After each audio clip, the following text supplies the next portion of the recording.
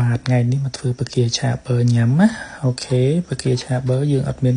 អីច្រើនញ៉ៃទេមានតែបកាដែលយើងលាង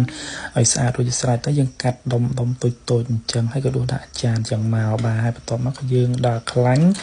រំលីងជាមួយនឹងបឺហើយនឹងដាក់ខ្ទឹមសចិញ្ច្រាំចូលបាទហើយបន្តកូរវាទៅតែនេះខ្ញុំថែមបឺម្ដងទៀតព្រោះថារៀងស្ទើបកាខ្ញុំច្រើនដែរហើយបន្តមកទៀតនោះយើងដាក់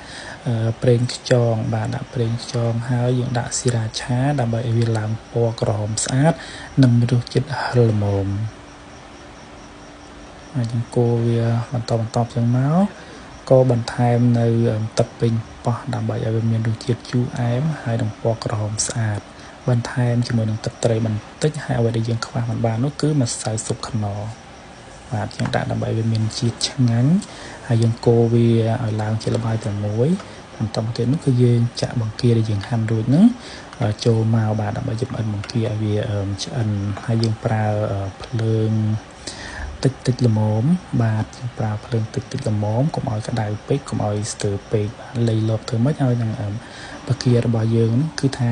ឆ្អិនចូលសាច់ជាមួយនឹងល្បាយដែលយើងបានលាយហ្នឹងមានរសជាតិឆ្ងាញ់បាទបងប្អូនអាចប្រើគ្រឿងផ្សំបន្ថែមផ្សេងទៀតក៏បានដែរប៉ុន្តែនេះជារូបមន្តដែលខ្ញុំធ្លាប់ធ្វើជាប្រចាំណាហើយបើសិនបងប្អូនមានរូបមន្តឬក៏គ្រឿងផ្សំបន្ថែមមានក៏សូមជួយខមមិនប្រាប់ផងណា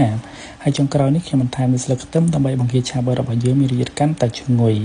សូមបញ្ជាក់ថាមុខម្ហូបនេះយើងធ្វើសម្រាប់ញ៉ាំលេងឬក៏ធ្វើជាគ្រឿងក្លែម